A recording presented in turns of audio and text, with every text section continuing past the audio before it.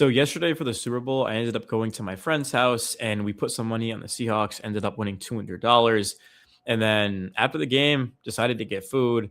I thought about not going because it was a 20-minute drive home and it was a 30-minute drive to get food and I could just eat at home for free, right? But decided to go because I was like, what the heck? So then we end up getting there and we have all four of our cars lined up and I couldn't talk to my friend who was two cars down. It was 6 degrees out and super cold. And my friend, his window on the driver's side can't roll it down. So then he opened up his door, and then I asked him. I was like, "Hey, can I get in?" This guy's car because it was in the middle. I was all the way at the end, and it just felt weird. It was like driving 30 minutes to kind of line up our cars and eat. It like made no sense. And then my other friend who was two cars down, he didn't hear me, and he's like no, I don't, because I guess he just said like no or yes. And then so I was like, all right, I'm just gonna kind of take my food, probably just head home to this point and watch something on TV or watch something on Netflix because it just felt weird like eating in the car. So then I ended up pulling out, right, and there was a bunch of cars coming, so I waited patiently till no one was coming. Super Bowl had ended, people were probably getting food or going home, whatever, this and that.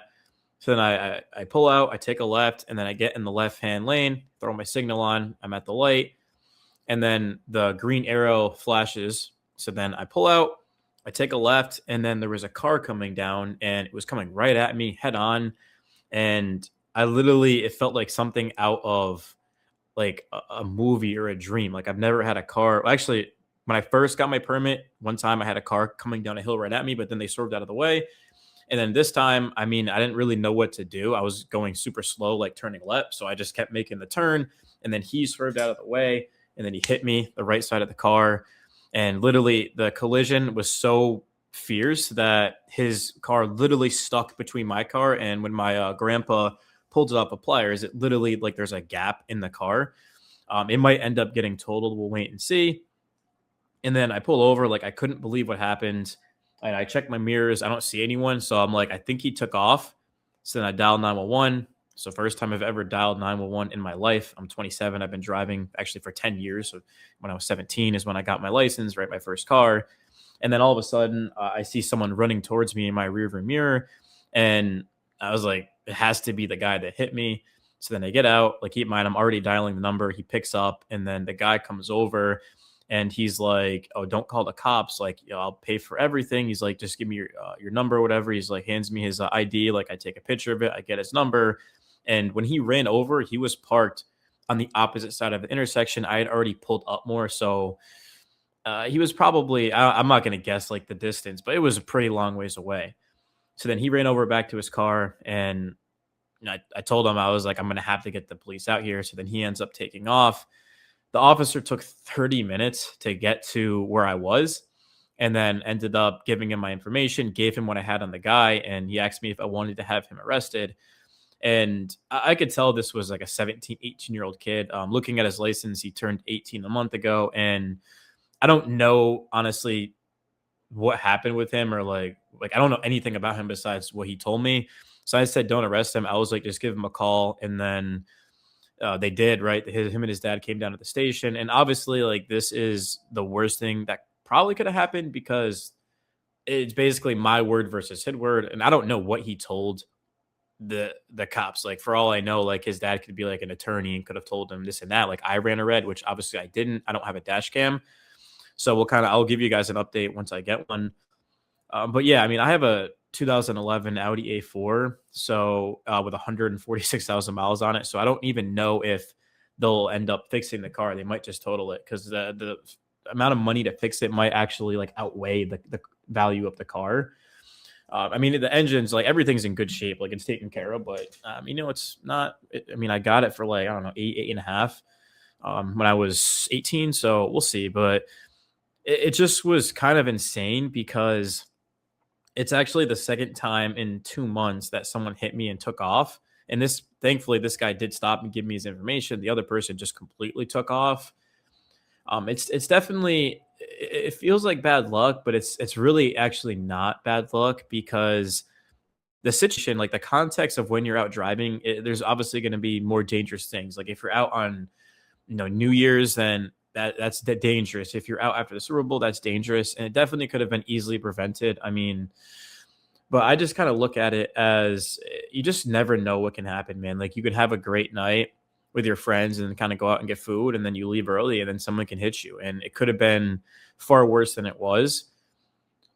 It just was it was something that I had hoped to never experience, but it kind of happened, and I don't know, man. Just waiting for the cop, and then he kind of gets there, and I couldn't even find my insurance because the one I had in the glove department was expired, and I couldn't get into my actual Progressive account because in order to get in, I needed the verification code of a family member. It didn't go to my phone, and it was the accident happened at approximately 10:52 p.m. And then obviously that happened like 30, 40 minutes after. So it got pretty late in the night.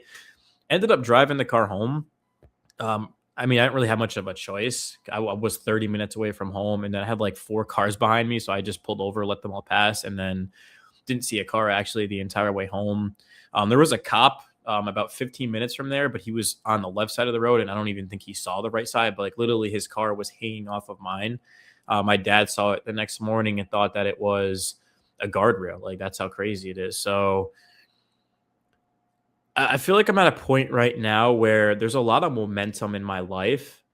Probably had the worst experience in my life probably like 3 weeks ago, just with the gambling, and then just overdoing it, man. Like if you bet on the Super Bowl, you put $100 in. I don't think that's a problem, but it's like every single night is that's when it just is too much, man. It's kind of similar to like drugs, corn, things like that. People get addicted, it ruins their lives. But being able to kind of push that aside and just continuing to grind, focus on the positives, right? Learning from it. And I love where my channels are at. Just talking to agencies. I'll have a whole video coming out on that when I have more information. I do still want to move to Texas. Obviously, it took a step back when I got suspended for 3 months on YouTube and then with the whole gambling thing. But I'm at a point right now where in a month, I mean, depending on what kind of happens with how much money I'm making from the agency, I mean, I'm going to start actually making consistent income because I never had consistent income because I didn't have sponsorships. Obviously, YouTube is very volatile, and it changes a lot. They go up and down, and it's usually for the worst. But with guaranteed rates on contracts, as long as you hit the certain amount of videos, well, you get the money, and it's a lot more money than ad revenue. A 10,000 viewed video, you'll probably make $50, right? $55, but you're making at the very least 1,000 or 2,000 a month. And then if you have multiple channels or you're working with multiple people, I mean, it starts to add up pretty quickly. So like the older you get, the more wise you get. I think a huge issue with where I was at prior was being worried too much about women. And that is as dangerous as gambling or as dangerous as drugs or any of that stuff because it's just lust, man. I mean, you start to kind of pedestalize them and you feel like you need it in your life and you don't, man.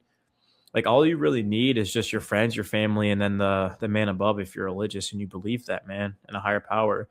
And I don't read the Bible, but I do believe in someone, and I have gotten closer a lot this year to that. Maybe not necessarily religion, but just being spiritual, man. And I know like religion's a really sensitive topic, man, but the more I realize, like when you have that a part of your life, you just tend to make better decisions, and I think the world would be better, man. I mean, obviously, the world would be better if two virgins met and then we're happily ever after. I mentioned in the earlier section of the video that 12% of people who are 30 are married and have a house.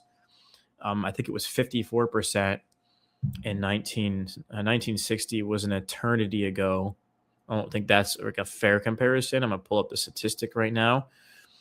1960, 52% of Americans were married and owned a home at age 30. At 2025, it's 12%. So, I hate complaining, but that's kind of what I do on this channel is it's everything's expensive, hookup culture, things like that, but you can't shoot yourself in the foot by making it even worse, man. So I do think that dating has a lot to do with luck, just kind of right place, right time. The younger you are, the more likely that is to happen. I'm 27, so like, the luck kind of did happen. I mean, again, I beat myself, man. I actually had a lot of good girls in my life that would have settled down with me. But you start to overthink things, and then if you don't have a lot of experience with other like dating other people, it's like you start to think that they're greater than you or this and that. So I mean, this is video is kind of spiraling off topic, but yeah, I'm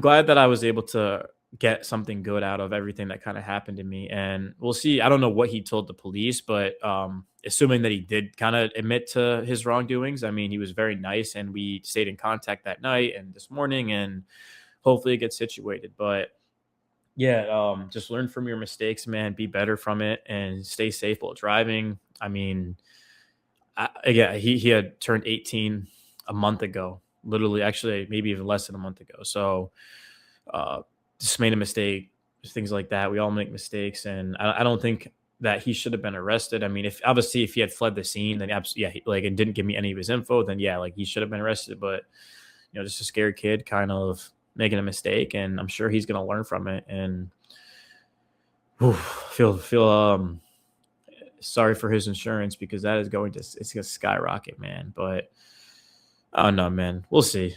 But uh yeah, it's just wild because 2 months ago when someone hit me, I was so on edge driving that I started to just literally kind of wait for like everyone to leave and then going like different ways and things like that. And then I actually was going home to the back roads on the lake and dude just ran a red at the light. Yeah, definitely want to get a dash cam and that's for sure. Like dash cam is definitely the move, man, kind of to protect yourself. But yeah, that's really all I got, man. I'm out. Peace.